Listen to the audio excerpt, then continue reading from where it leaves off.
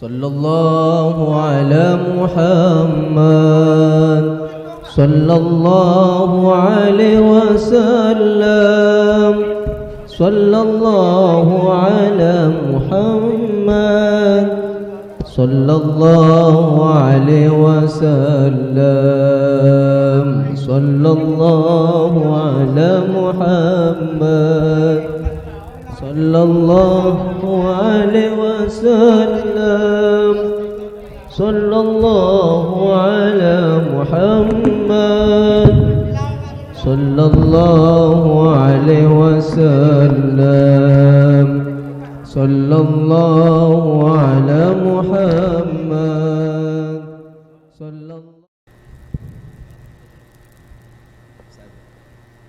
إلى حضرة النبي المصطفى محمد صلى الله عليه وسلم وعلى آله وصحبه الكرام الفاتحة. بسم الله الرحمن الرحيم. الحمد لله رب العالمين الرحمن الرحيم مالك يوم الدين إياك نعبد وإياك نستعين الذين أنعمت عليهم غير المغضوب عليهم ولا الضالين.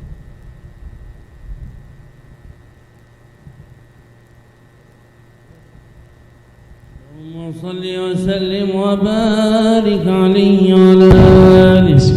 بسم الله صلى الله عليه. ببروز خير المرسلين محمد نلنا جميع الخير صرنا الأفضل صلى الله عليه. ولد الحبيب فصار في ميلاده إمام اتصاب التصدع زائلا صلى الله عليه. في فارس إخماد نار ولهاد من دون رب الكون جل وعلا فبه استضاء الكون من أنواره والجن قد رجموا بشوب من علاه صلى الله عليه. قد حان وعد إلهنا بنبيه إبراز من يصبو لمحو الباطل صلى الله عليه. هذا المخاض لأمه آمنة ولدت بطه مسبحا ومهللا سبحان الله والحمد لله ولا إله إلا الله أكبر. سبحان الله الحمد لله ولا إله إلا الله أكبر. سبحان الله والحمد لله ولا إله إلا الله والله أكبر. سبحان الله الحمد لله ولا إله إلا الله والله أكبر. ولا حول ولا قوة إلا بالله العلي العظيم في كل وقت أبدا عددا وزاد عرشي ومداد كلماتي فبدا جميل الوجه مختونا ومكحولا وخر إلى السجود مبجلا صلى الله عليه. والنور ساطع من جميع جبينه كالبدر يلمع نوره متهلي صلى الله على محمد صلى الله عليه وسلم صلى الله على محمد صلى الله عليه وسلم. يا نبي سلام عليك يا رسول سلام عليك يا حبيب سلام عليك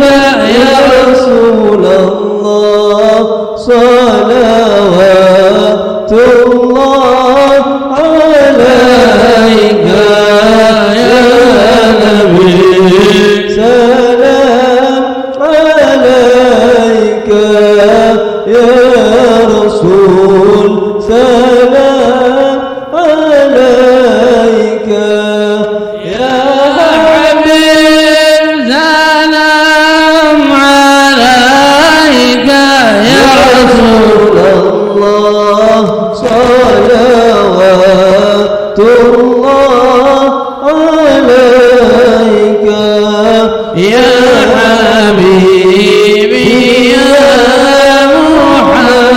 محمد يا خيار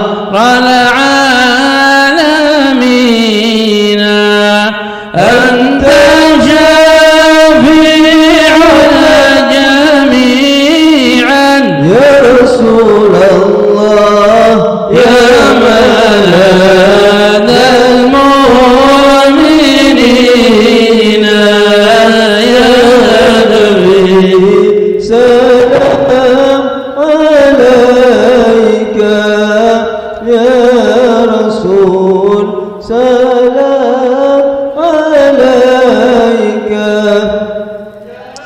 حبيب سلام عليك يا رسول الله صلوات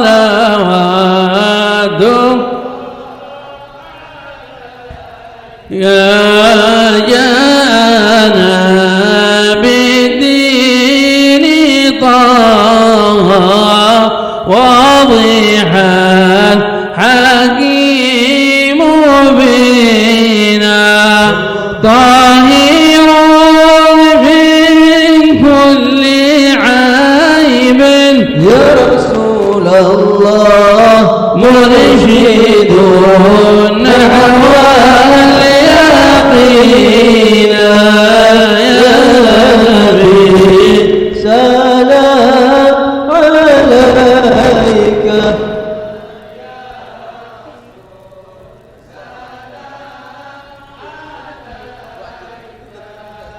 يا حبيب سلام عليك يا رسول الله صلوات الله عليك يا أمة المختار نالت فوق ما للسابقين خسرنا الله إطاعة يا رسول الله فهنيئا أجمعين يا نبي سلام عليك يا رسول سلام عليك يا حبيب سلام عليك يا رسول الله صلوات الله عليك أقبلت أنوار طه لجميع المسلمين فهلوا بقلوب يا رسول الله واتبعوا الهادي الأمين يا نبي سلام عليك يا رسول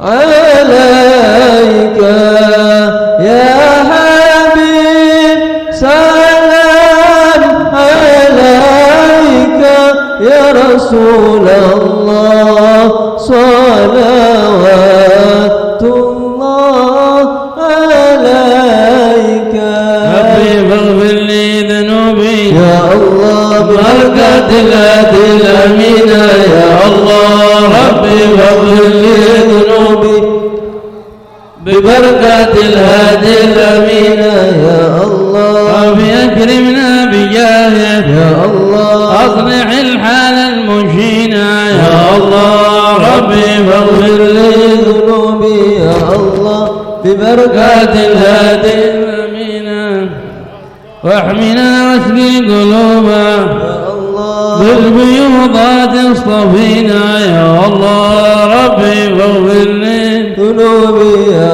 الله ببركة الهادي الأمين واهدنا سنة طه يا الله واجعل الأسرار فينا يا الله ربي فاغفر لي ذنوبي يا الله ببركة الهادي الأمين يا الله وانشر الإسلام واهدي يا الله جميع الكافرين يا الله ربي واغفر لي ذنوبي يا الله ببركة الهادي الأمين يا الله قال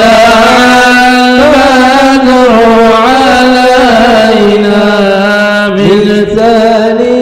بالتاليات الوداع وجب الشكر علينا ما دعا لله داع طلع البدر علينا من ثنيات الوداع وجب الشكر علينا ما دعا لله داع اغفر الذنب إلهي للعصاة المذنبين واشمل الأصحاب جمعا عمار الحاضرين طلعت بدر علينا من ثنيات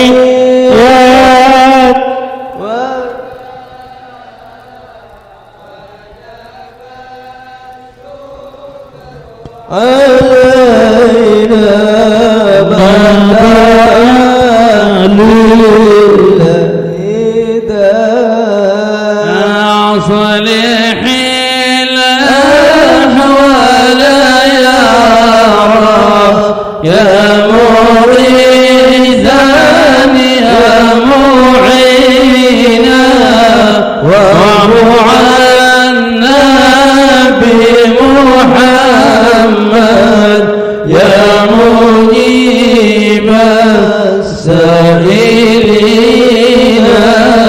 طلع المهد علينا من ثنيات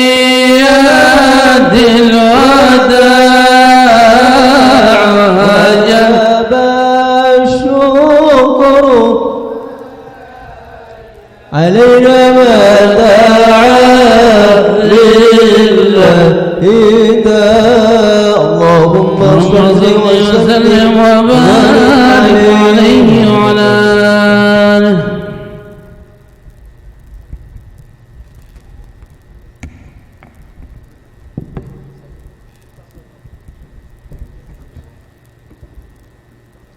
Assalamualaikum warahmatullahi wabarakatuh. Bismillahirrahmanirrahim. Alhamdulillahilladzi ja'ala al-ittisal bikummalil rijal sababan lil wisal. Wassalatu wassalamu ala sayyidina Muhammadin miftahi babin nawal wa ala alihi wa ashabihi wa tabi'ina man tabi'ahum ila yaumil ma'al. Amma ba'du. يسعدني ويسرني أن أتقدم بجزيل الشكر وفائق التقدير إلى جناب مولانا وسيدي العلامة الحبيب الدكتور محمد بن حسين بن علي بن شهبي بكر بن سالم حفظه الله تعالى وأدام النفع بعلومه وعلوم سائر الصالحين في الدارين آمين. وكذلك أتقدم بشكري الجزيل لمربي هذا المعهد وهذه المدرسة مفتاح الهداية الكياي الحاج عبد العزيز وعائلته، وكذلك على جميع القائمين والمشرفين من الأساتذة والطلاب، وكذلك إلى جميع الحاضرين الذين حضروا في هذا المجلس المبارك. عسى أن تكونوا في أحسن ما يرام وفي عناية الرب جل وعلا واهتمامه وكفايته آمين اللهم آمين. Para hadirin, para rabu ustazah, abtinah minangkah awakilan dari sahibil bait Kiai Haji Abdul Aziz dan sedaya keluarga besar. Matur banyak sekelangkong, jazakumullah khair jaza. Saya tadi atas epon dalam kasoti innah panjenengan sedaya nyempataki areng bareng untuk nyambut along polong serta ngaji dak beliau Habib Muhammad bin Husain bin Syahbi Bakar bin Salim kadimah beliau kadito dari provinsi Bayadha Kadito mana dari Tarim sekitar 5 jam lebih Jadi beliau iki asalipun dari Baydha, alim talim Baydha, akaduan majlis Tanwir, nama masjid majlis ipon di Desah. Jadi beliau setelah menamatkan pendidikan ipon ng Baydha ka menerusaki Darul Mustafa dan Habib Omar sampai tetih dari Dewan Guru Kak Desah. Tapi beliau juga menempuh jalur akademik iki ada kuliah sampai jenjang S3 nang Jamiah Universitas Antarbangsa nang Malaysia Kuala Lumpur. Alhamdulillah beliau mulas tarikh tahun beri semakin gak dento Rabu boleh di gak dento minangka untuk ngalak ijazah menikah. Kita alhamdulillah abdinah oleh jadwal langsung dari beliau sekitar 1 bulan saya tabongkor beliau AWA WhatsApp abdinah bahwa sengkok ada tengah boleh beliau ampun lema areh beri tu pote alhamdulillah ada tu nikmat setada batasah para Rabu saja juga Ki Abdul Aziz ban Desah tuan tengah dintoh sangat-sangat untung karena beliau kesukaan sotih alengke di tempat kak dintoh ben kak dintoh insyaallah tadi pamuka ben pondasi untuk ruku rusilain dan para habaib selain insyaallah bakal nit ada fumika intoh bila fumika itu sarang ada sarang orang salihin manawala alul bait kalau itu insyaallah tetap pangaraksa dari sedajana bela penyakit dan sedajana setaja setak saya ngereng insyaallah dak budih manabi badah boleh ruku rusilain dari Mekah tebalainah insyaallah abdina tetap matabar para kiai-kiai khususan para alumni itu wote manabi wala malengkiah. Jadi ngereng adu astaja menter kesempatan gak dintoh tak le betah tebetak nyengka dari Madura sehingga Madura gak dintoh tetap aman enak sedih sedajana balak bermusibah. Kak dintoh saya bisa abdina teraki jazakallahu khair jazaa. Wassalamualaikum warahmatullahi wabarakatuh. السلام عليكم ورحمة الله وبركاته. وعليكم السلام ورحمة الله وبركاته. الحمد لله رب العالمين وصلى الله وسلم على سيدنا محمد خاتم النبيين وحبيب رب العالمين وعلى آله وصحبه أجمعين وبعد. نحمد الله سبحانه وتعالى على هذه النعم ونسأل سبحانه وتعالى أن يديمها علينا وعليكم ونسأل سبحانه وتعالى أن يبارك في الحاضرين جميعا ولا سيما القائمين على هذا المجلس المبارك وعلى رأسهم كي عبد العزيز صاحب هذا المعهد المبارك معهد مفتاح الهداية. أسأل الله سبحانه وتعالى أن يجعلنا وإياكم من أهل الهداية وأن يهدينا إلى سواء السبيل. ونسأل سبحانه وتعالى أن يبارك في كذلك مشايخنا الشيخ كي عزة حسن العراقي وكي مدحج حسن العراقي كي مجتبى وكي رئيس الختام رئيس مبارك نسأل الله أن يبارك فيهم وأن يحفظهم وأن يبارك في الحاضرين جميعا. بسم الله الرحمن الرحيم. فضيلة الحبيب السيد محمد بن حسين بن علي بن Syekh Abu Bakar bin Salim, tamu ben undangan agung kula ben pancenan nang sore gak dinto muka pidato penceramah pertama ingki gak dinto buka kalaban penghormatan Islam kalaban assalamualaikum warahmatullahi wabarakatuh. Aserta beliau muka pidato penceramah kalaban puji syukur dak kehadirat Allah Subhanahu wa taala aserta pemausan salat ben taslim ya toraki dak hadiban baginda Muhammad sallallahu alaihi wasallam sedibudina para anbiya ben kekasihna Allah Subhanahu wa taala.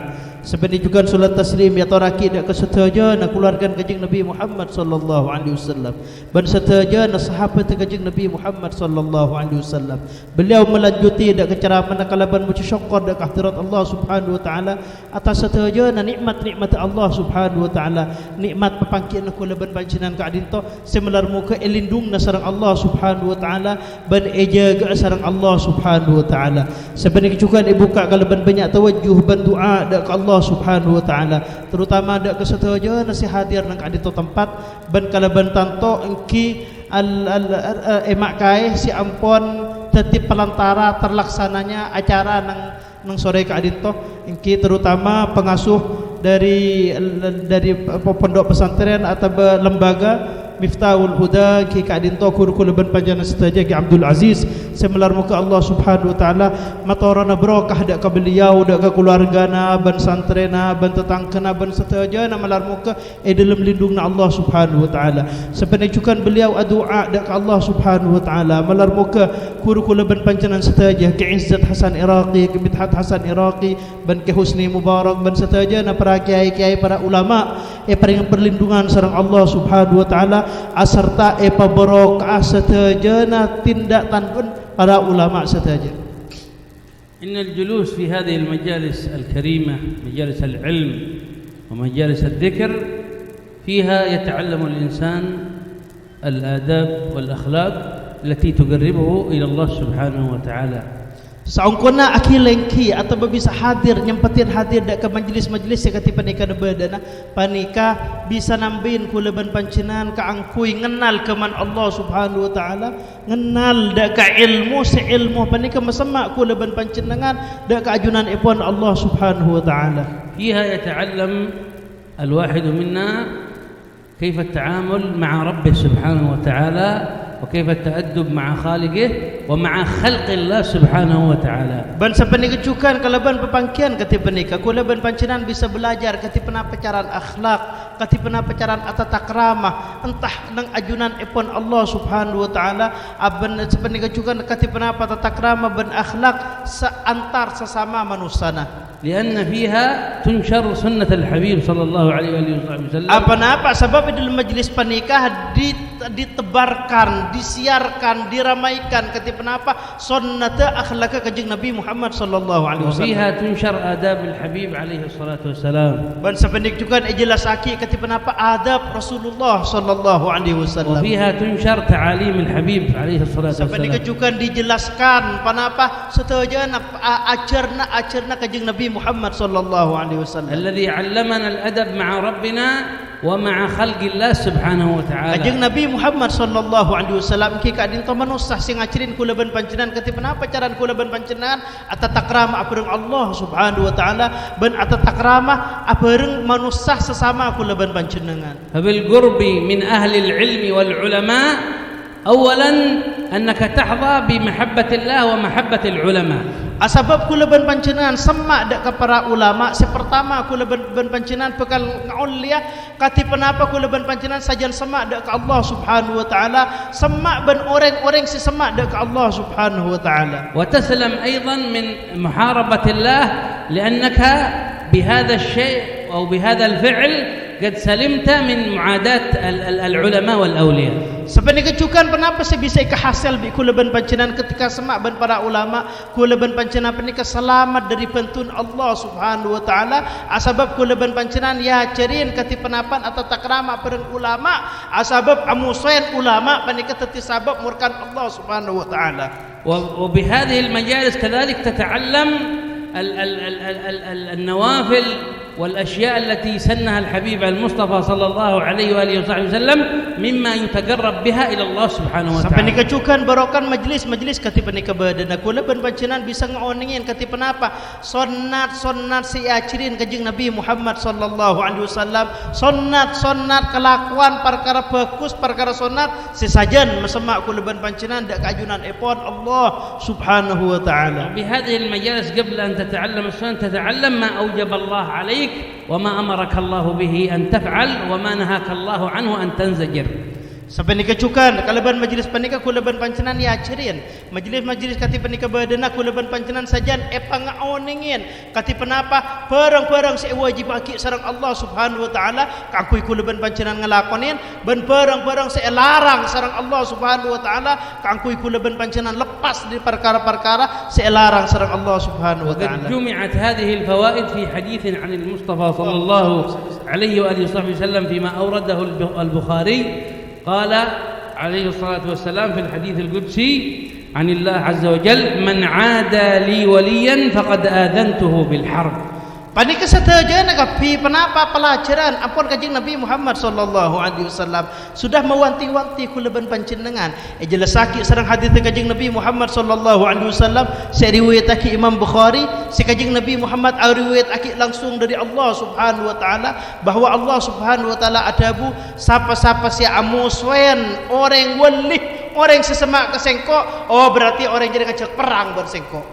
ونسأل الله أن لا يجعل أحدا منا ولا منكم في معاداة الأولياء أو من معادين الأولياء، ولا نظن في أهل هذه المنطقة وهذه البلدة إلا من المحبين المخلصين في محبتهم للأولياء ولآل بيت رسول الله ولرسول الله ولصحابة رسول الله صلى الله عليه وسلم. Maka beliau adua ada ke Allah Subhanahu wa taala melar muka kulaban pancenan setajara tek patatia orang siamu sayan para ulama, siamu sayan para alul bait, siamu sayan para walin-walin Allah Subhanahu wa taala, walaupun kan beliau tak terjadi nang Pulau Madura khusus Indonesia secara umum. Sebab Indonesia Madura secara khusus lakanlah tempat orang ahli mahabbah, orang-orang selakala luar biasa kecintaan ada ke para ulama, kecintaan ada ke para ahlul bait, bahkan kecintaan ada ke Nabi Muhammad sallallahu alaihi wasallam. Mun orang Madura tak ning pentayan mun masalah pernikahan. لأن من تورط في هذه الورطة فقد دخل في حرب عظيم ليس له طاقة بها،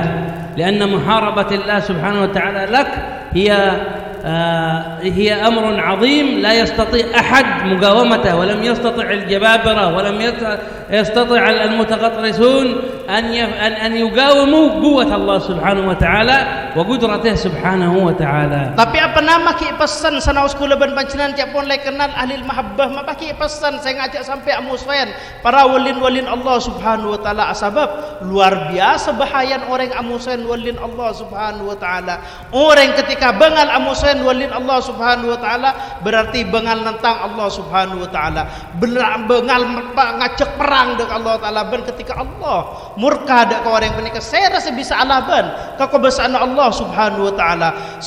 Sangal bengal orang seras kerasa orang tak kira bisa ngelaban ketipan apa kekebesaan Allah Subhanahu wa taala ben kemurkaan Allah Subhanahu wa taala. فأنت إذا سلمت من معاداة الأولياء وأحببت الأولياء وأحببت الصالحين وأحببت العلماء واستمعت ماذا نصحوك به من اجتناب النواهي ومن العمل بالفرائض كنت من المحبوبين عند الله سبحانه وتعالى. Maka bila kula ban pancenan ampun selamat dari amusain dari para aulia dan para salihin dan para sahabat alul bait, bahkan kula ban pancenan tadi orang sesemak ke mereka, bahkan kadang bisa mau mendengarkan nasihat mereka, maka benika tetengar bahwa kula ban pancenan berarti ekasokanian sareng Allah Subhanahu wa taala. لأنه قال في الحديث بعد ذلك بعد أن قال ومن عاد لي وليا فقد آذنته بالحرب وما تقرب إلي عبدي بشيء أحب إلي مما افترضته عليه. Asbab kanjeng Nabi Muhammad sallallahu alaihi wasallam sampun ajelas lagi hadis qudsi ka diso bede kalanjutna hadis ka dinten. Allah Subhanahu wa taala adabu tak akabai keparaan sitong kabala dak ketang sitong kabula dak kesengko ngelebihin dari fardu kewajiban sesengko fardu aki datang kabula jadi.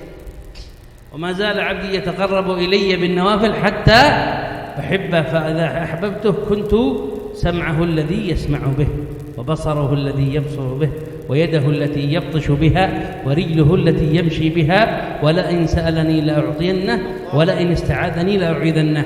كل هذه الجوائز وكل هذه المنح الربانية لمن اجتنب معاداة العلماء والصالحين وعمل بالفرائض ثم استمر على فعل النوافل وهي الزوائد على ما افترضه الله عليك من صلاة على رسول الله، من حضور مجالس العلم، من قيام الليل، من صلاة الضحى، من الإحسان إلى الناس، من الإحسان إلى المعوزين. هذه النوافل تجعلك محبوبا عند الله حتى أن الله يجعل كل ما يتصل بجسدك من سمع وبصر ويد ورجل متصل به سبحانه وتعالى يتحرك بمشيئته وبرعايته وعنايته سبحانه وتعالى. Maka Allah Subhanahu wa taala ngelanjutin nang hadis ka dinto ben senantiasa tangkebulah ngelakonin sunat-sunat sek perintahan bi sengko sampai orang jadi tati orang sek keleburin bi sengko. Ketika orang jadi tati orang sek keleburin bi sengko maka bi sengko ilindungin matana. elindungin cara paningala, elindungin tananga, elindungin colot, elindungin sokona. Maka panika setujuan kapi hadiah dari Allah Subhanahu wa taala, dari macam-macam perlindungan ka adinto panika hadiah bagi orang. Seorang tak andi penyakit amusain dak aulia, orang selebur ngelakonin fardhu, orang selebur ngelakonin sunnat, lebur apa jang duha, lebur apa jang witir, lebur apa fokus antar sesama manusia ngelakonin perang anjuran Rasulullah sallallahu alaihi wasallam, maka pas bi Allah Subhanahu wa taala lindungin kapi setiap perang sekeluar di orang ka adinto asbab perang sekeluar di orang ka adinto panika sampung sareng Allah Subhanahu wa taala asbab ampun dalam lindungna Allah Subhanahu wa taala. فلا يكون حضورنا في هذه المجالس مجرد الحضور وسماع الموعظة فقط، لا، عندما نحضر هذه المجالس نحضر بقلوب واعية ونجعل في قلوبنا محبة الله ومحبة نبيه محمد صلى الله عليه وآله وصحبه وسلم، ونخرج ونحن على هذه المحبة، ونحيا ونعيش ونستمر ونحن على هذه المحبة، ونفعل بما نسمع، فلا نضيع صلاة الضحى، لا نضيع الوتر، لا نضيع القبلية والبعدية، لا نضيع ولو الشيء اليسير من العمل بالصدقة أو بالصلاة في الليل، ولو باليسير من الأعمال الصالحة التي تجعلك محبوب عند الله سبحانه وتعالى. Maka kula panjenengan ketika hadir ke majlis katiban kebadana, cak sampai cuma keng koro hadir. Kula panjenengan hadir nang kadi tempat usaha ki ate penika abuka. Kula panjenengan akan mencerna ilmu. Kaangkui kula panjenengan odi kalaban sajan atamba pangalebur dak ka Allah, pangalebur dak kanjeng Nabi Muhammad sallallahu alaihi wasallam. Sesengke kula panjenengan maren sekecaki bekal mule dak kecompon masing-masing. Kula panjenengan ngibah ateh seposak kalaban mahabbah dak ka Allah, mahabbah dak ka Rasulullah, ban kula panjenengan nang pok compon senantiasa dalam keadaan panika, selanjang dalam keadaan panika asbab ketika kula panjenengan dalam keadaan pangalebur dak ka Allah ban ka Rasulullah, kula panjenengan panika bekal ngamalakina dak ka penapa saeke dingin kula panjenengan nang majlis-majlis panika badana dari anjuran kula panjenengan epakon apa jang duha, epakon apa jang witir, bahkan epakon apa jang qabliyah ba'diyah, bahkan kula panjenengan epakon lebur sanajan sokoni lebur sedekah qiyamul lail asbab panika setojana kapi panika sama-sama kula panjenengan dak ka Allah Subhanahu wa taala, bahkan kula panjenengan bekal ngauliat titel orang seekeleburin Allah Subhanahu wa taala ketika kula panjenengan beni cuma hadir dak ke majlis tapi berusaha kaangkui nambahin iman, nambahin mahabbah, ban nambahin semak kalaban ngelakonin anjuran-anjuran seeke dingin di majlis. وكذلك جاء في صحيح البخاري أن النبي صلى الله عليه وسلم يقول لسيدنا بلال رضوان الله عليه: ما أرجع عمل تفعل يا بلال فإني سمعت دفن عليك في الجنة.